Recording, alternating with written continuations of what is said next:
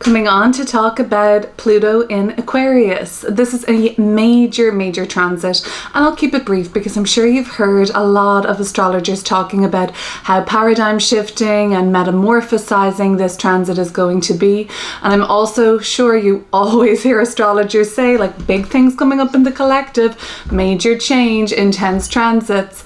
And that is something that is true at times, of course, but for real, Pluto entering a new sign represents a completely paradigm shifting opportunity. And Pluto itself is the celestial body, planet, whatever you want to call it, associated with the soul itself. So that's our individual soul, if you prescribe to that, or the soul of of humanity itself. We are all interconnected energetically, and we're all interconnected on a kind of field of consciousness quantumly too. So when Pluto moves into a new sign, it is really heralding this time when the collective consciousness is expanding.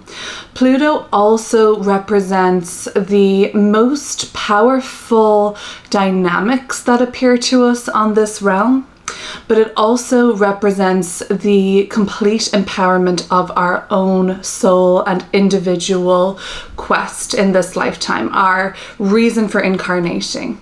So the desire itself is not actually the ego, it's the soul. The desires to evolve, even this desire we had to incarnate. Why? What were we thinking at this time in the kind of collective trajectory? I wonder that sometimes myself, but that is the desire coming from the soul. You wanted to be here. You're not here by coincidence. You have a serious purpose. And that's all kind of like Pluto's territory. So Pluto will empower the archetypes of the sign it's in collectively. This is a little less personal.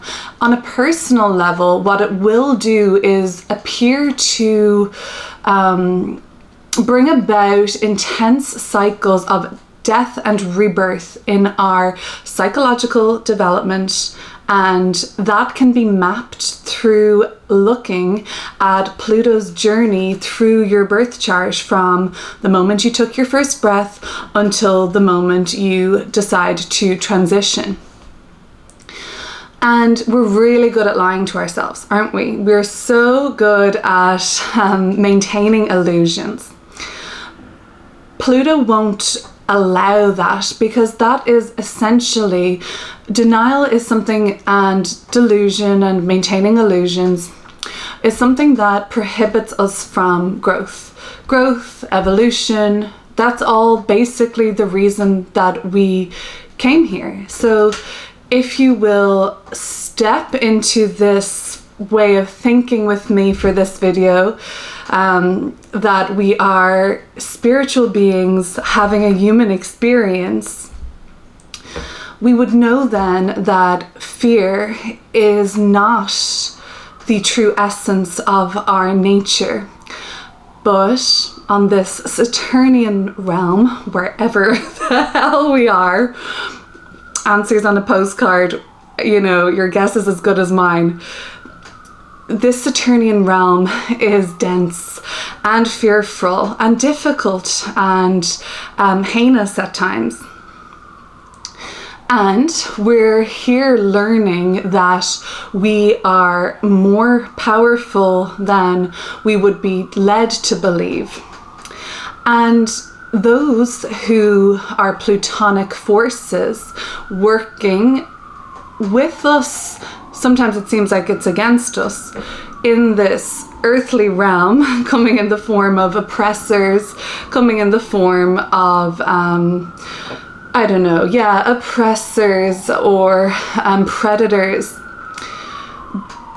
There is a reason for them, there's a reason for their existence, and it's all been exposed very much at the moment.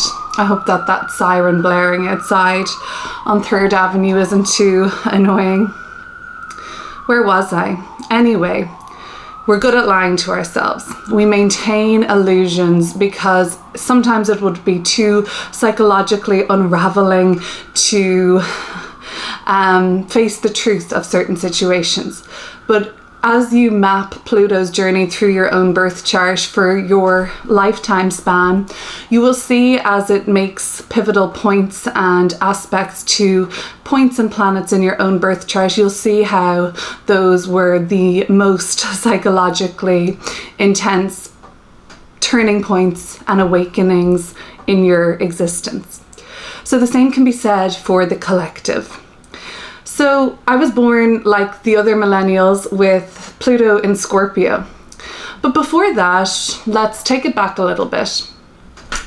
Pluto wishes to empower, right?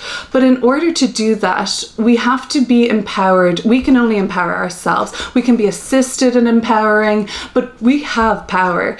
And it's about awakening to that. So it's almost like every Pluto through a sign, which roughly lasts for about 15 to 20 years. So we're talking about a generation. It brings about this new boogeyman, okay? And every time it looks like it's going to be the end of humanity as we know it, well, we know that's never happened, and spoiler alert, I don't think it ever will. So during Pluto in Virgo, the sign of hygiene and health, there were drugs made to combat things like MMR, the MMR drug, and things like that, those diseases. There was a real fear of disease and there was such a fear of anything that was contagious, right? Very Virgo territory. As Pluto moved into Libra, there was this real fear of losing the self to the other, Libra being the sign of the other, so divorce spiked. At the same time, there was this incredible fear of any non-conforming heterosexual relationship, as if it was going to bring about the end of repopulation. And that was a real fear. And as Pluto in Libra made its exit, we had an AIDS pandemic, or epidemic rather, whatever you think about that. But also a very huge tool or instrument or symbol of fear. And when we're remember, fear is probably the most, or well, not maybe, probably the most, one of the most disempowering frequencies to be in. And I'll talk to you about where my fear episode, Plutonic episode, came in during Pluto's reign in Capricorn, which is what's just ending pretty much right now. Pluto moved into Scorpio from Libra, and Scorpio is about sex and horror and the horror of what could be, contagious through sex, and all of those things was really at an all-time high, and it was quite frenzying. But at the same time, serial killers and horror movies and really disturbing kind of hellish scenes emerged with Pluto's transit through Scorpio. When Pluto moved into Sagittarius, the boogeyman was people from foreign countries, people with different religions. Foreign lands and religion are Sagittarius's sort of realm. And we would be fearing, the bad men from the East. And Pluto moved into Capricorn. We've had Pluto move into Capricorn in 2008, and Pluto is leaving Capricorn for our whole lifetime in 2024, this year. So Pluto has left Capricorn now. It's in the sign of Aquarius, and Pluto will retrograde this year, return to Capricorn for roughly about 6 weeks through October and November. I believe maybe September, October, November timeframe.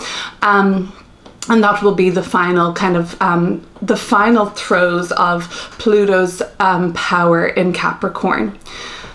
And when Pluto is in Capricorn, and Capricorn rules kind of, top-down authority, big banking, big pharmaceutical industries, the rise of corporate power and government overreach.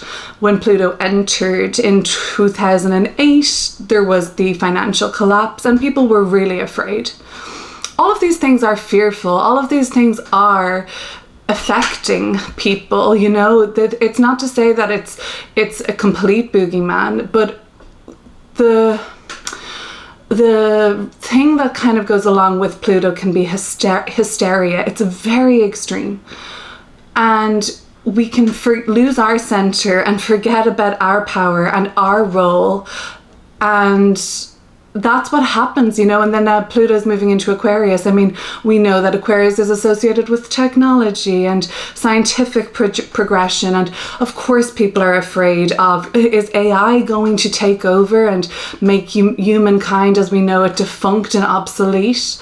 Absolutely not. Time and time again, Pluto will help empower us by showing how fearful things can be almost, and how powerful, and you know, Pluto shows the corruption of all of this. It's not showing like, look how powerful this is. Isn't that so good for humanity? The thing is, it's never good for humanity. We are here on a journey to find our own power. And that's why when Pluto transits through our own birth chart, it can bring us down some hellish kind of landscapes, you know. I have Pluto squaring my moon right now. So when Pluto transits your moon by conjunction, by square, by opposition, let's call them hard aspects, you can feel the moon moments of terror. I would go as far as to say terror, internal turmoil, psychological death and rebirth. So it's very internal when Pluto transits the moon. Not everybody could even see it. You seem like you're perfectly put together, but inside it's a whole different story. For example, when Pluto transits your sun, which is a much more vibrant and external and obvious sort of a signature in our chart, we can have crisis orienting around vitality, health of our own sort of self, health of others, our reputation, our essence. Who the fuck am I? Those kind of things can come up. Identity crises, really profound things. When, you know, with Mars, it could be something that seems a little bit more violent. Maybe with Venus, it's something to do with your relationships or finances, but they can be really jarring times, you know. So Pluto is always trying to empower, though. So anything that is jeopardized during these Plutonic times can be looked at, not exclusively, but it can be looked at as an illusion. You can go a little deeper and sort of see where this is, you know, fear, basically. Fear is an illusion, of course, but, you know, fear of loss, fear of guilt. I don't know necessarily. I'm kind of going on a tangent here now. But anyway, yeah, so where was I going with that anyway? Last time Pluto was in Capricorn, there would have been like different elites. So yeah, Capricorn is elitism. And Pluto will show like the corruption and the power that people who are seen as elite have over all of us that are not. And last time the ruling classes were more like monarchs, you know, kings and queens, lords, things like that. And as Pluto left Capricorn last time, you know, roughly 250 years ago-ish, we saw like an American Revolution, a French Revolution. As Pluto entered Aquarius, Aquarius is the sign of humanitarianism, power to the people. The people took back their power. Did it happen overnight? No. But are we headed in that direction again? Yes, I think so. So what's going to happen now is, as the old paradigm falls away, we have to see the underbelly, how corrupt, disgusting, inhumane and terrible it all is. It has to be revealed. And we've been given all the signs and the writings on the wall. You know, it's not a secret. It has never been a secret. But until, and myself included, before I became, you know, spiritually aware or had an awakening of sorts, you know, awareness, it's all about awareness. I became aware of things I wasn't previously aware of. I was unconscious, basically, living in survival mode and making unconscious choices. And I always thought I was an intelligent person. I always thought that I had a keen interest from an early age in the kind of, I'm a millennial with Pluto and Scorpio. So I always, you know, like any of my peers, had a keen interest in kind of getting to the underbelly. And I would have, you know, been prone to looking at a conspiracy or two from a young age. But it never really shifted much within me. It was just kind of like, oh yeah, this is fine, this is entertaining or whatever. And I thought I had like a decent IQ. I don't know. I thought I was intelligent. But intelligence and consciousness are not the same thing. So basically, okay, so where was I going with that? Right, okay, so then there's Capricorn. Right, we're made aware of things we kind of knew about, but it kind of hits different when you are awakened consciously, right? It hits different. So anyway, last time this happened, power to the people, French Revolution, American Revolution. Okay, so we're heading to times that look like that now. Will they be exactly the same? No, because the power structures were not the exact same in Pluto and Capricorn as they were during the last time of Pluto and Capricorn's reign. Like, we don't have the same amount of monarchy calling the shots. It's more like corporate interests calling the shots, big tech, big this, big whatever. And all of those things, it's like, great, like, let's see them rise. You know, this could be great for humanity. And maybe you think they are, and maybe some of it is, and who knows, you know.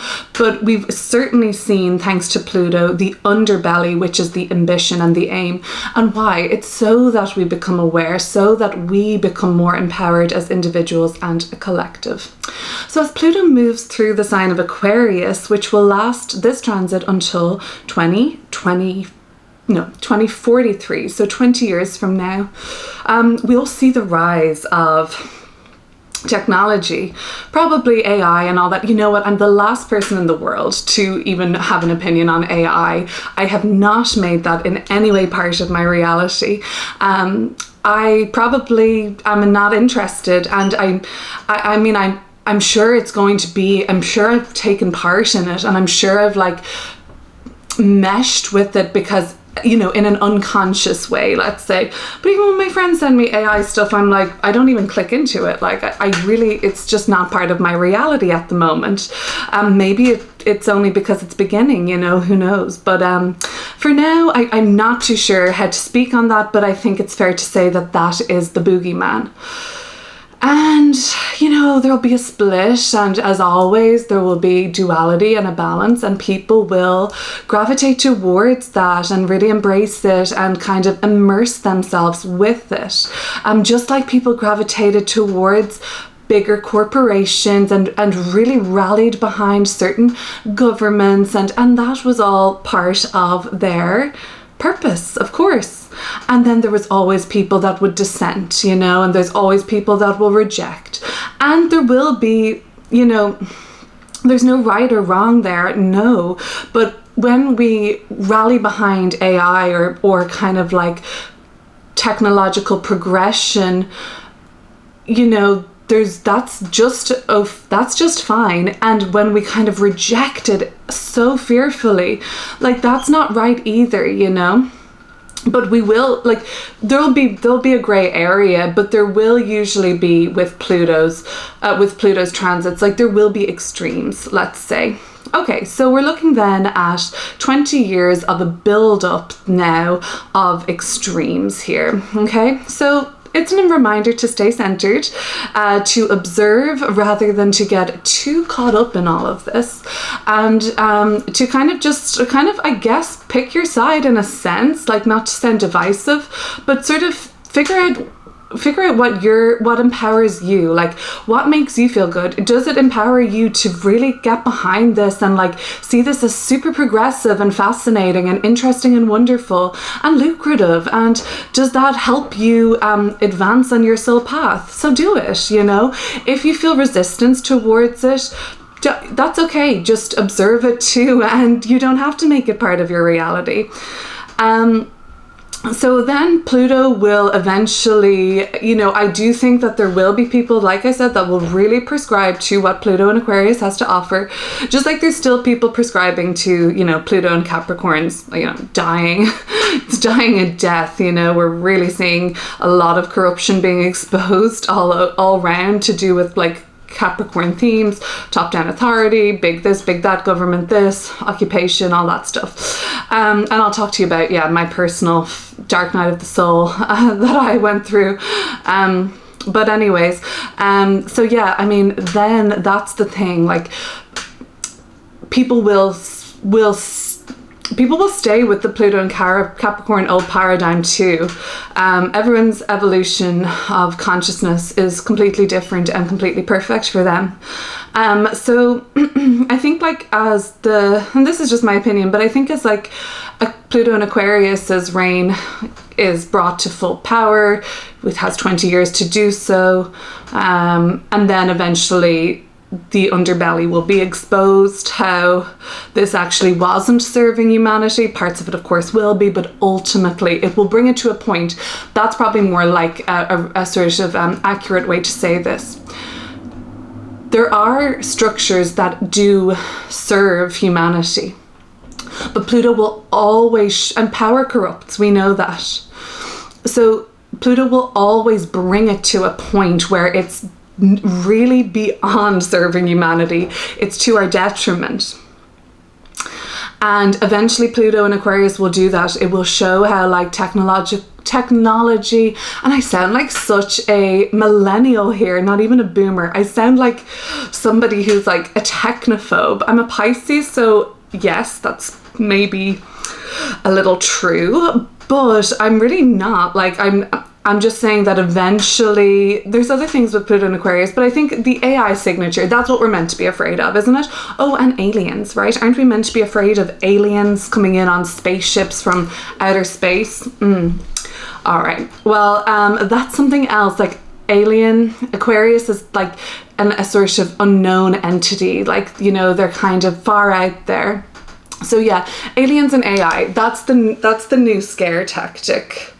And eventually we'll see the truth of that through the next 20 years. Then Pluto will move into Pisces. I'm not even going to go there, but I really think that that's when it all comes together. Because for humanity, right? Because Pisces is the sign of oneness. It's the last sign of the zodiac. We dissolve all fear, all karma in the cosmic ocean of the archetype of Pisces. It rules endings and it rules like karmic endings. So then we are sort of collectively reborn anew. So at the end of Pluto and Aquarius' cycle in 2024, it's hard enough to say, never mind what it's going to look like past that when Pluto enters Pisces. It's hard enough to call what the next 20 years will look like for humanity. But, just like there's people still hanging on to the old paradigm of the dying Pluto and Capricorn power structures, there will be people hanging on to the dying structure of Pluto and Aquarius at that point as well. And it doesn't happen overnight, revolution. That's what happened after the Pluto and Capricorn moved into Pluto in Aquarius ingress that time about 250 years ago. It didn't happen overnight. It won't happen overnight again. It might look like something entirely different this time, but it will be about humanity taking its power back. At the same time, the boogeymen will, related to Aquarius, like probably aliens and AI, God knows what else, will rise. And some people will cling on to them at the end. But as Pluto moves into Pisces, my hope and dream as a little dreamy Pisces would be that this is about us coming into a collective oneness. And with a bit of luck, by then, everybody will definitely recognize the spark of divinity within themselves. Before I guess, as a child, I had fears. Every child has fears of the dark or whatever it is. Fear of abandonment or fear of fear of clowns, I don't know. These are all signatures, in my opinion, from a past life. You're not just born with random ass fears. You could look at the South Node in your chart, whether you believe that South Node is talking about past life karma or it's talking about early childhood conditioning. In my opinion, it's absolutely both, and our early childhood lives, in my opinion, mimic the relevant past life that we're coming in here with its karma, or relevant series of past lives where that karma was the same, of a same flavor and a same kind of conditioning that plays out in our early parts of our life. So our early childhood shows, of course, it conditions us so massively, we know that, and that's a little bit more modern astrology, more psychological astrology, and that's where Pluto and the South Node, I don't even know if modern astrologers really talk about the South Node, maybe they do. My branch that I would go with is evolutionary astrology, because I'm like really big into the soul itself and things like that, whereas, I don't know, your early conditioning and your fears and things like that, they're not random whatsoever. Okay, so going from there anyway, I guess I was, an unconscious child, of course, I hadn't become conscious yet. I made it through all the way through Pluto and Sagittarius and most of Pluto and Capricorn as an unconscious human being. And probably in around 2018, I started to become conscious, and I probably started to have like the first of a major spiritual awakening in like 2019.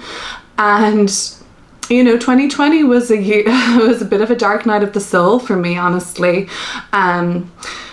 I probably began to really be conscious of what fear was, like not just being afraid of something, like the crippling frequency of fear. And it was, okay, so spiritual awakening was like 2019, I would say. And thank God, because 2020, I don't think me and my, it would have been a hell of a lot worse if I had like had a spiritual awakening, boom, 2020 happened, 2021. And I would not have liked to have been still in an unconscious state of awareness then personally, but I was really allowing fear to take the wheel, and it would have been a lot worse, like I said, for me personally. This is just my experience. It would have been a lot worse for me had I not have had significant soul family members in my inner circle, my family, like a couple of people in my whole family probably, and a couple of really important relationships to me. Had they not have been going through an awakening of sorts, spiritual or just shifting in an awareness of consciousness at the same time as me, I genuinely think I would have spiraled into I don't know, I don't mean to actually laugh at it because it was rather serious in a sense. But fortunately, I had people to kind of be like, no, we're not crazy. This is crazy. And, that's okay. But anyway, so where I was going with that was we joke and say, particularly me and one of my friends, I don't think I would have chosen to incarnate and be an adult at that period of the trajectory of life, like 2020, 2021-ish, had I not have been like, hey, you're coming with me, and by the way, we're gonna kind of shift, and we're gonna have a shift in awareness just before this together in unison. Luckily that happened with a couple of my soul partners in this lifetime, so that was good. It was helpful, but at the same time it was an individual journey. And let's look at the heroic mythic tale, the hero's journey. When you do venture out on this journey, there is a dark night of the soul. And that roughly for me would have been around 2020 to 2021. And I was desperately afraid of certain things. The Pluto and Capricorn boogeyman. I was afraid that entities that I perceived at the time to have an awful lot of power, they have influence, but not real power. Because this was Pluto helping me become empowered, I guess. It had to bring me on this crazy ass journey. I was really afraid that let me phrase this in a way. certain corporations that were coming to become very influential, coercive, and powerful and manipulative around 2020 and 2021. I was desperately afraid that I was going to be forced to do things to, put things in my body that I never trusted, knew I never wanted nor needed. And it really crippled me because I thought I was going to be powerless and have no choice and all of this. Turns out you always have a choice, and turns out that was just the dark night of the sort of soul journey leading me towards where I am now. This actually coincided with transiting Pluto in March 2020 for about a year and a half. Transiting, my North Node is in Capricorn, my North Node of destiny and purpose, in my 4th house of my private life and my family and my divine feminine. So that transited in that time frame. Pluto transited my North Node of destiny. At the same time, it led me to my destiny, and it led me to a very purposeful breakthrough that nobody has power over me and nobody ever will, and everything that is perceived to be powerful is just an illusion. Okay, so I believe in a higher power. I believe in the power that can be harnessed from within majorly. So that really led me to that kind of breakthrough in terms of the evolution of my soul. And like I said, my North Node is in the 4th house. So it's led me to be more of a sovereign individual. And, Capricorn is a leader. My North Node is in Capricorn, but it's not going to be a leader in a public way. It's going to be the leader of my family, making the choices for my family. And fortunately, that's what's fortunately, that's what's unfolding for me now, where I am much less fearful. And I am learning so much about combating fear and making choices that align with sovereignty and weeding out. I've been met you meet the shadow in yourself, of course, the fear and all of that stuff. But you also, when you step into a more fearless sort of state of being, you really do meet the shadow in other people too. And their shadow of fear and judgment is oftentimes projected then. And that sounds like victimy, but it's just more or less an observation, and it's interesting. And it's a invitation for us to continue to be like, hey, are these my fears or are they their fears? And work, it's it's you against you. I don't know where I've gone with this, but it's a constant state of overcoming fear, it seems, on this Saturnian plane, but it's so rewarding all the same. So the motto of the story is there's light at the end of the tunnel. Humanity always prevails, and this is actually a really positive transit, I think, overall, Pluto in Aquarius, because it's, like I said at the start, astrologers are always saying, a new timeline is emerging, or a shift in the Zygest, and a shift in this, and big times coming, and all that stuff. But back in September, October, November of 2023, transiting Pluto squared the nodes, the North and South Node, collective past, collective future, karma, dharma, whatever way you want to say that. And it really said, what the choices you've made, this is what's creating your reality. We're good at lying to ourselves. We can't heal until we face the illusions that we are creating for ourselves. And you have to always be open to forgiving yourself for how you made choices or acted or navigated when you were unconscious. I have to do that for myself. And I encourage everybody else to forgive themselves for anything that was done. Regret is also a low frequency. So moving forward, the Pluto squared the nodes back then, and that really was the, you know, it was the kind of the bending of the nodes, Pluto squaring the nodes of the future and the past. And if Pluto is transformation, we were pivoted then into this new paradigm, followed so shortly by Pluto entering Aquarius, the brand new sign. It is a time when you always think, you know, I can't imagine anything different. I can't imagine anything else. Well, use your imagination, okay? Because we're the people that are creating reality. Maybe I'm just a big simulation theorist, I don't know, but that's how I'm navigating. Anyway, thanks for sticking around, thanks for watching this video, and I'll talk to you real soon.